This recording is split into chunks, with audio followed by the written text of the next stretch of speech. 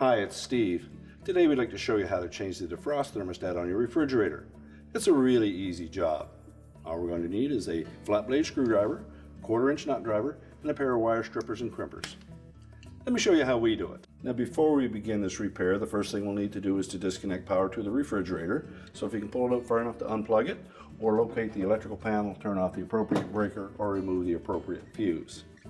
Then our next step will be to remove all of the items that are in the freezer. So we'll start by pulling out the drawer and removing those items. Now with the drawer and the baskets removed from the refrigerator, we now have access to that temp sensor, which is located in the upper right rear corner on this model. And there's a little plastic cover over that sensor housing. And by using a flat blade screwdriver, we can go into that slotted opening, pry that little plastic tab back, and we can lift that assembly forward. Now if you feel that there's enough wire there for you to cut and splice the new sensor in, you can do that without removing the rear cover. But if you find that it's a little tight, we can take that evaporator cover off, but first we'd have to take these side rails off. There are 3/4-inch hex head screws on each of those. Once we take those out, those rails will come completely out of the way, and then we can remove the evaporator cover. So we're going to remove 3/4-inch hex head screws on each of these side rails. And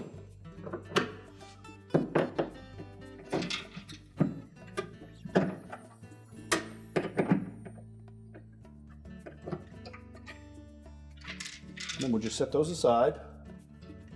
The same for the opposite side.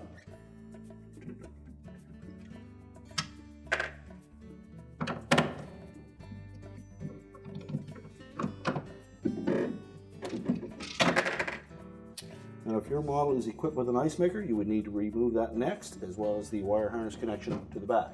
Now our next step will be to remove this rear air grill. And then we'll need a flat blade screwdriver. In the top outside opening on either side, there's a little plastic tab. You could just depress that towards the center. Now as you pry that tab back, just lift that grill away from the back panel, both sides.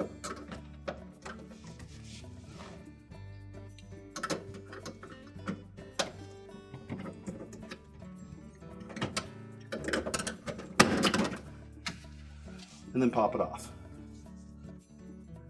Now next we'll remove this little cover on the temp sensor. Just take a flat blade screwdriver, go into that opening,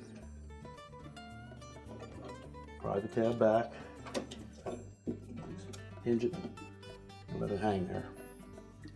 So next we'll remove the 4/4-inch hex head screws, one in each corner.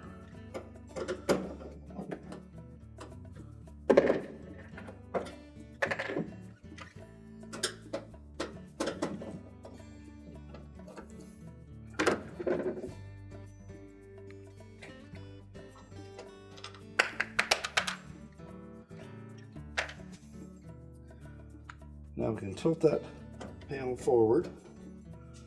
We'll need to tuck that sensor up through that opening.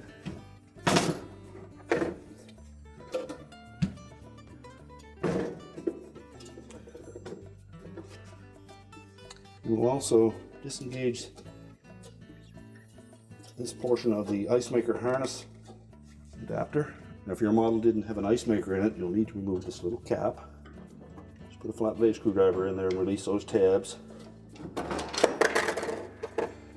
Set that aside. There's also a little tab over on the left here.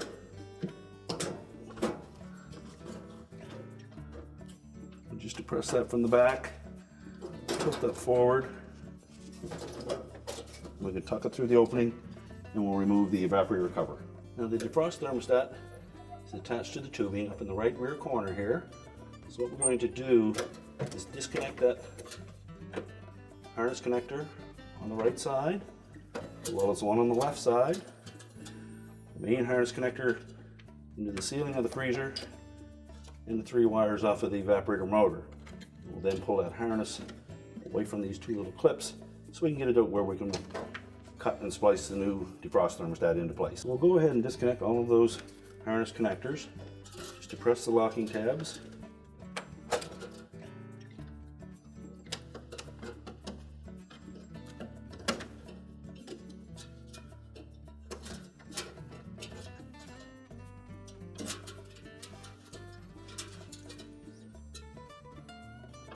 Use caution around the evaporator.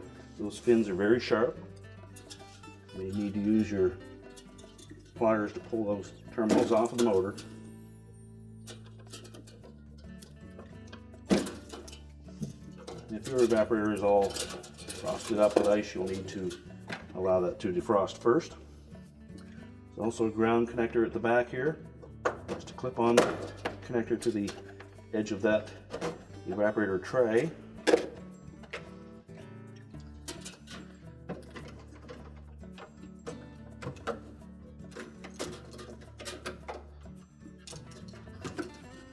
And then carefully unclip that thermostat from the tubing.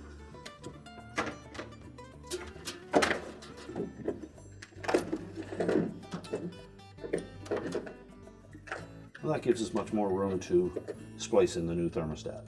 Now the new thermostat comes with a long brown lead on it, which is not necessary. We can splice both of those fairly close to the old one. Just make sure that where we cut the orange wire is ahead of that splice.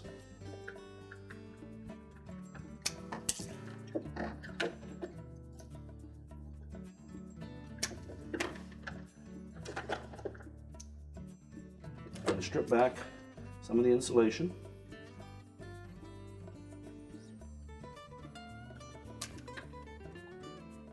Make sure we don't cut into the copper.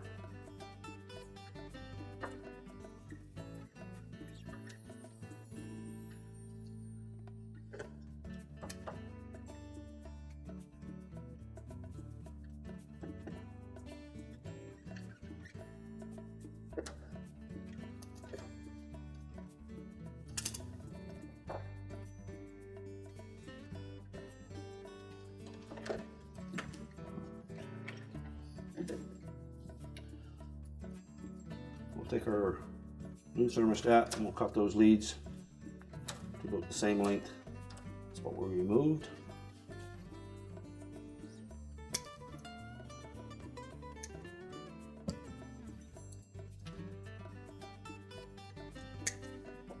And strip back insulation on those.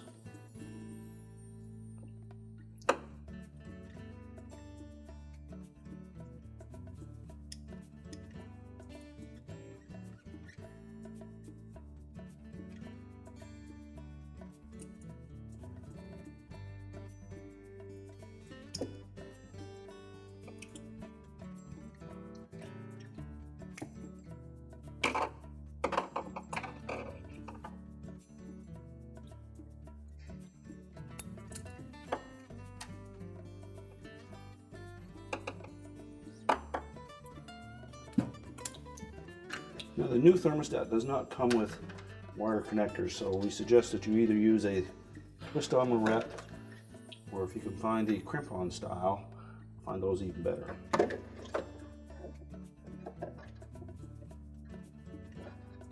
Twist the wires together firmly.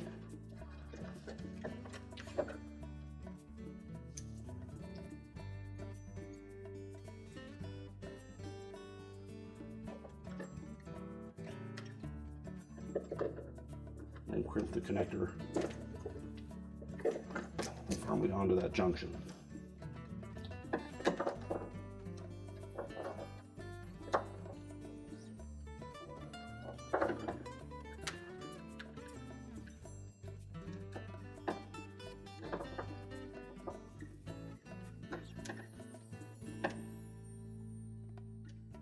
Make sure you have a nice tight connection.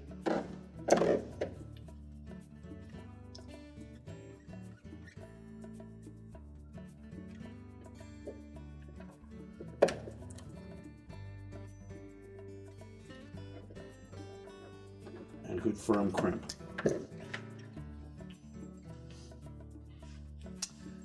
And now we can put the whole harness assembly back in. Start by locating that thermostat in the same portion of the tubing.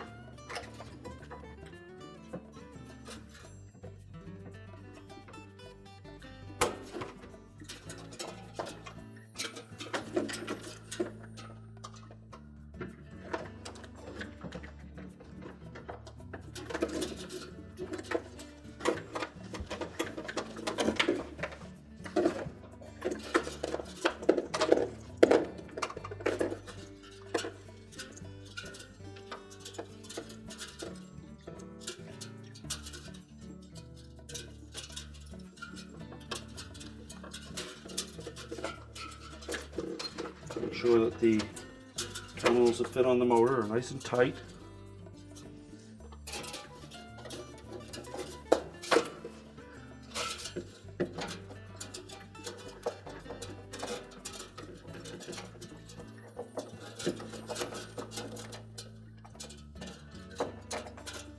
Make sure we tuck as much of that harness in behind as we can.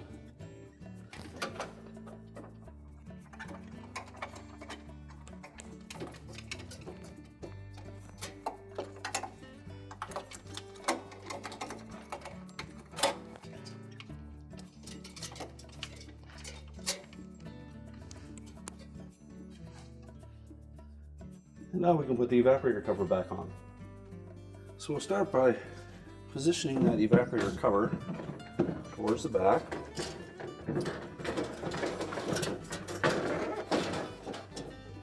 Feed that harness for the ice maker come through the opening.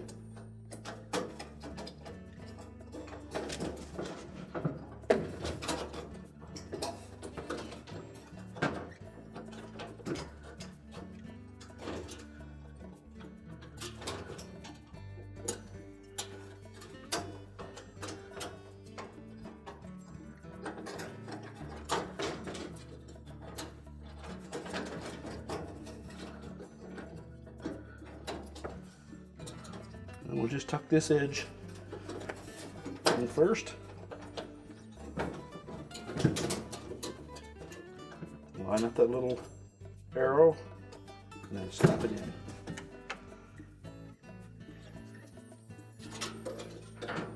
We'll lay the sensor over the front.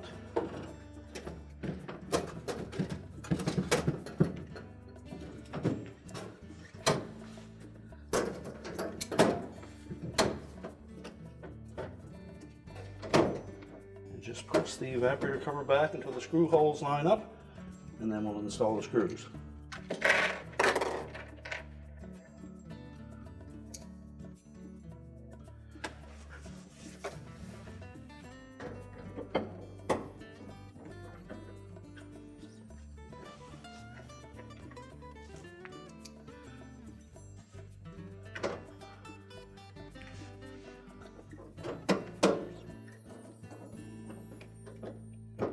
Now once we have all 4 screws secured, if your model had an ice maker in it, you would next put that on. And if not, we'd reinstall the cap over that opening. Make sure it snaps firmly into place. Now next we'll put the outlet grill in place. So we want to hold it tight up against the ceiling of the freezer and then push the top of it in so that we engage these 2 hooks.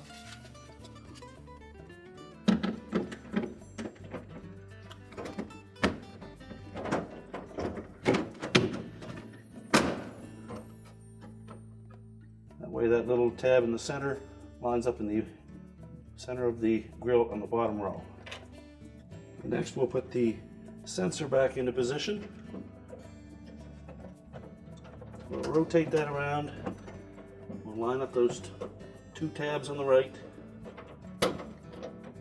Fit them into the opening on the evaporator cover and then snap it into position. And now we can put the side rails back on. Just line them up, press them into place, and then reinstall the retaining screws.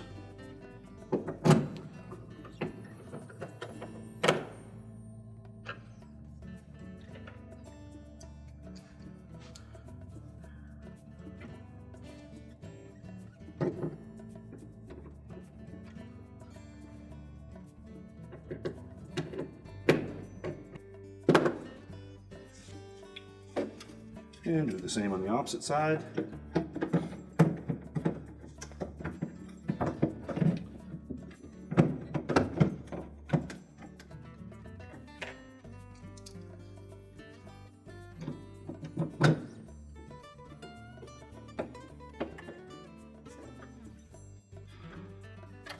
Now once those are both secure, we can put the rails back in. So if you manage to keep the two rails intact, we need to make sure that we line them both up so that the wheels turn at the same rate.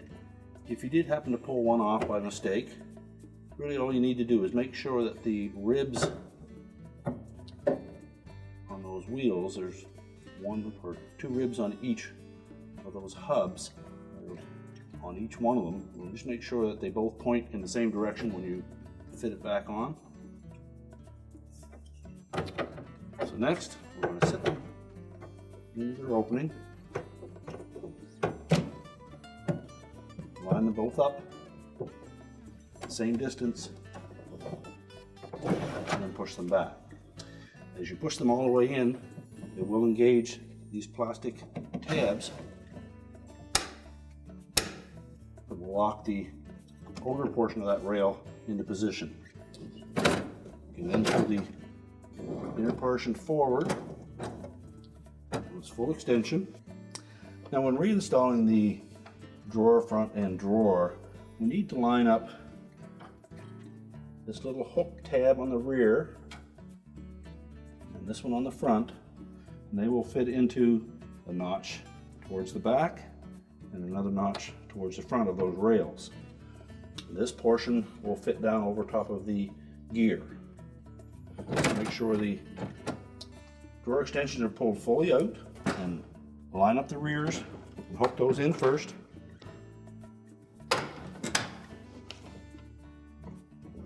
Then just lower the front of the drawer down until it engages those. Check the action, make sure it pulls it in evenly, and then we can install the other drawer. Now that we have the drawer back in place, we can put our upper basket back in.